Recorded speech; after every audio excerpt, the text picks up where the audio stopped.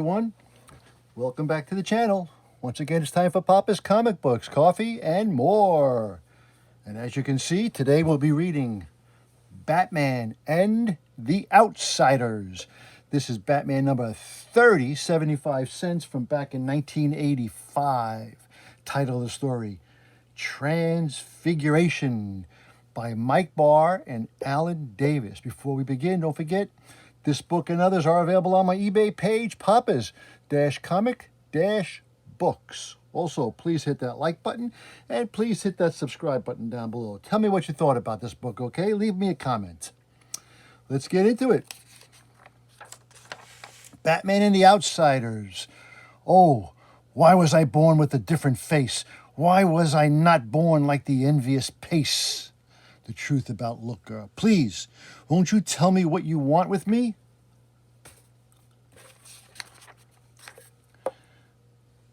Want? We of the Abyssia want nothing of you, Emily Briggs. Rather, we wish to bestow upon you your birthright by making you our queen.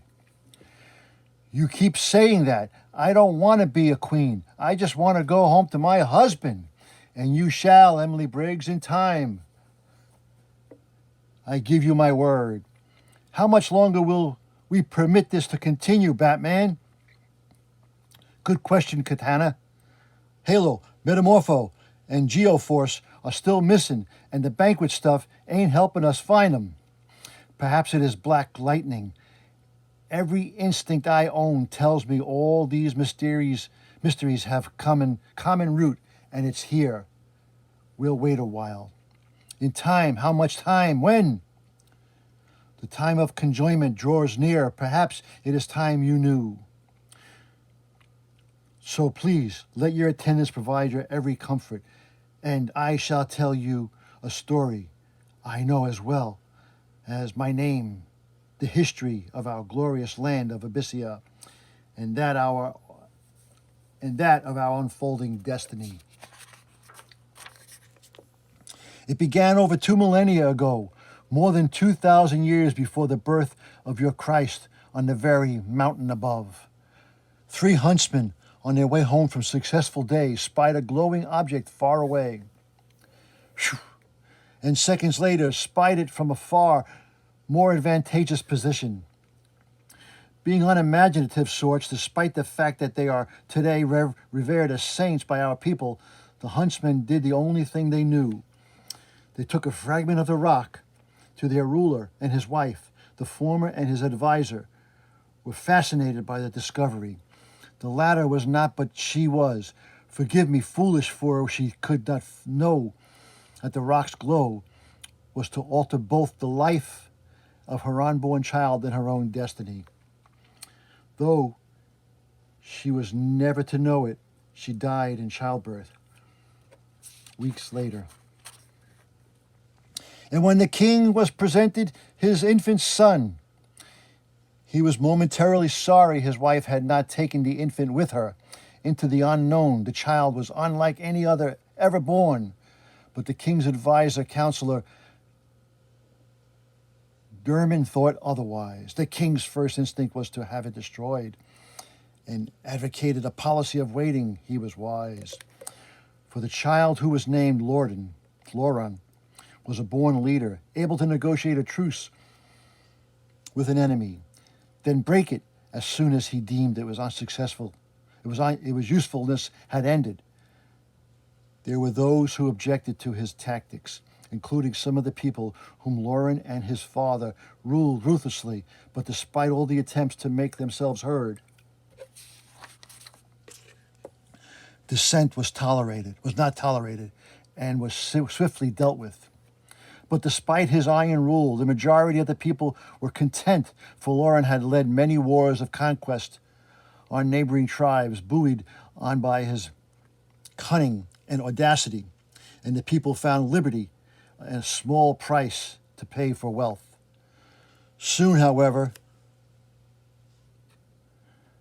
the neighboring tribes found Lauren a more formidable threat than each other and joined against him. However, the wily Lauren had predicted this and had arranged for his eyes to be all-seeing, in essence, not in fact. Lauren did welcome this challenge to his powers and would not be moved despite the pleas of his father and advisor. The more they pleaded, the harder his heart grew.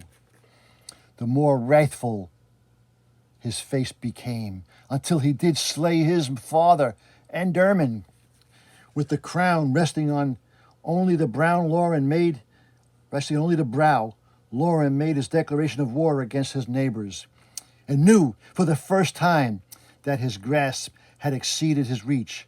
Lauren's troops were badly outnumbered, and even his example could not inspire them to the impossible. In the end, Lauren and his surviving subjects fled. And if a choice had to be made between Lauren's subjects and its most prized possession, well, he was a monarch and he had learned to make difficult decisions quickly. The pursuing enemies searched the branching tunnels of that cave for days, but no trace was found. They believed Lauren dead. A classic example of the folly of deed undone. Lauren had led his people far beneath the earth to a great natural cavern fed by underground hot springs. It was here, unpurified, left alone to plan, that Lauren established the kingdom of Abyssia and, in time, established a dynasty as well. Who's the gold? But one day, even King Lauren went to the way of all flesh. His daughter vowed to continue the strengthening of the people of Abyssia, so they might someday see the fruition of Lauren's dream, the domination of the surface men who once tried to slay them.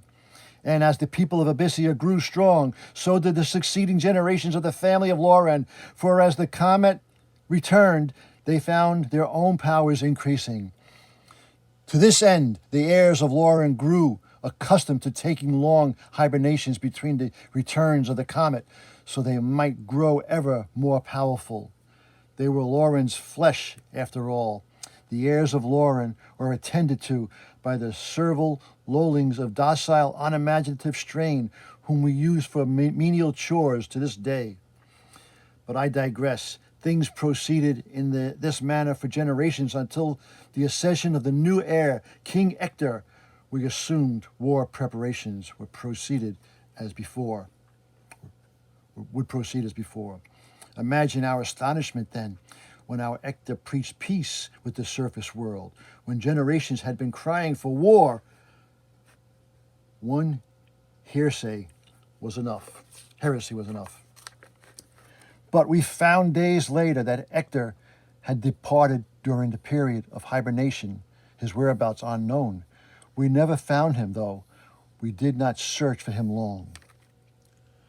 For we had a major rebellion on our hands, and without direct ascendant to the throne, it fell upon the advisors to choose one. It was a long, thankless task, and it was with a greatest reluctance that I accepted the task. I soon found out that my sister felt otherwise, for she was plotting to steal the throne from me. That is, steal it for herself. This could not be permitted. And I later found out that dear Tamira had left Abyssia, taking a mistakenly loyal contingent of followers with her. Since that day, each of us has tried to validate your respective claims to the throne by finding Ector's heir, if any. It is a fantastic story, Your Highness, but you said it had something to do with me. You have not guessed then? Behold, the face of our erstwhile King Ector. But that's my grandfather. Yes, the blood of Lauren's ears runs through yours veins. Emily Briggs, albeit somewhat weakly diluted by generations of breeding and surface men. Is that why I'm not beautiful like other descendants of Loran? Yes, but all that can change. It can? Have I not said it? I made mention of your birthright, Emily Briggs. Not the least of this is beauty, a face of form to make this attendant pale in comparison. One moment, Your Highness. You keep promising Emily beauty. Do you mean beauty like this? It shows his face. Gasp! No! Calm yourself, Emily. His aspect is unpleasing, yes, for he has made a great sacrifice for us, as have his fellow priests.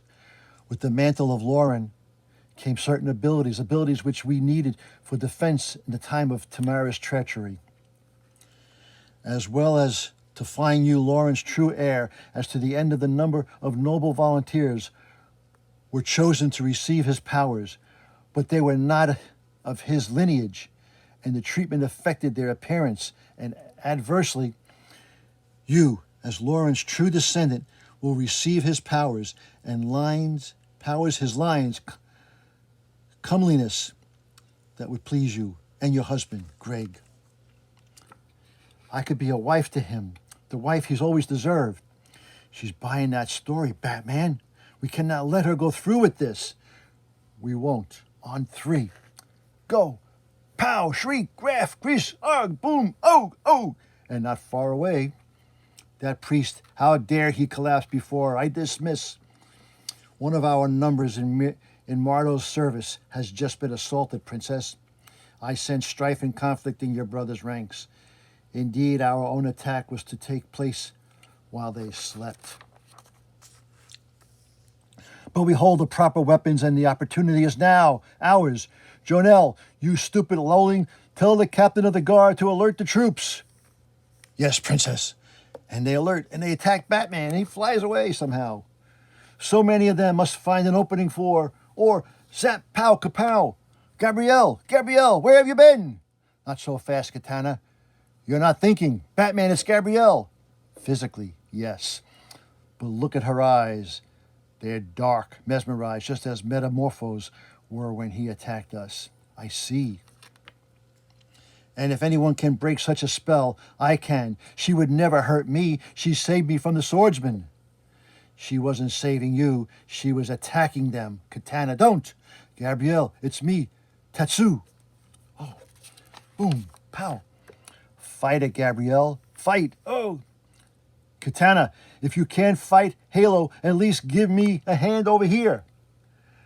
I wouldn't exactly turn down a helping hand myself. My prince, now your sister attacks. Opportunist minxed, summon more troops, and they keep fighting. Hey, Bill Cosby. Fat Albert. Subscribe now for the DC bonus. 50 years later, that's now. Halt. Eek. Let me go. I'm just a bank clerk. Oof. You underestimate your importance, woman. You are a pawn, yes, but even a pawn may claim the game at the right time and place. But it shall be Princess Tamara who rules the pawn. Drink this. No. Well, all right. See, Gabrielle? I won't hurt you. And she drinks it. I could never hurt you. Please, do not do this. Punch and knocks him down. He's got me cornered. Guess this is where I prove I earned those Olympic medals. And they fight the hard way. Never found out how much electricity it'd take to put Brian out. Never really wanted to know. Just gotta pray I can stop short of killing him. He hasn't even tried to throw me off. Maybe he's about done. What? And he flies away. Just like last time, someone's controlling them. I'll have to get past Metamorpho to get him. Protect me, my slave.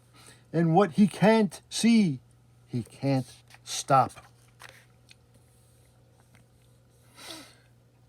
Can't reach my pelt. Must be some way to beat him. Some way.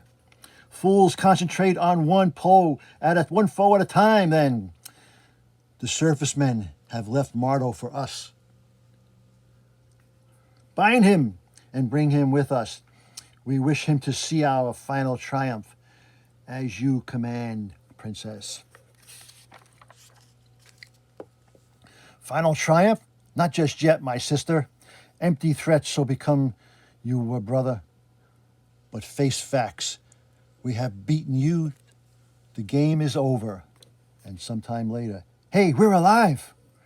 For a time, it pleased us to let you see our greatest triumph. But time grows short.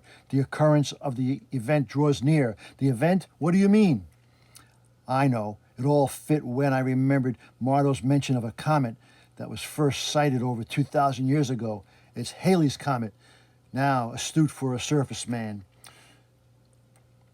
You are correct. The comet you call Halley returns, and it will begin Abyss's ascendance over the world, and my ascendancy over Abyssia.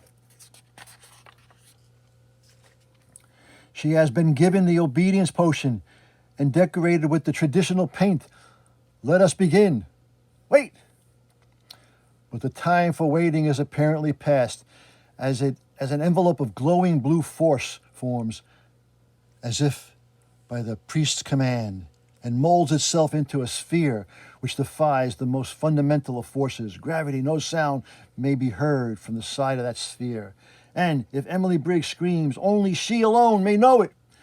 The next issue, our annual Christmas story. Oh, Christmas. All righty. Well, that was Batman and the Outsiders, number 30 from 1985. Hope you enjoyed that, Transfiguration. Once again, this book and others are available on my eBay page, Papa's-Comic-Books.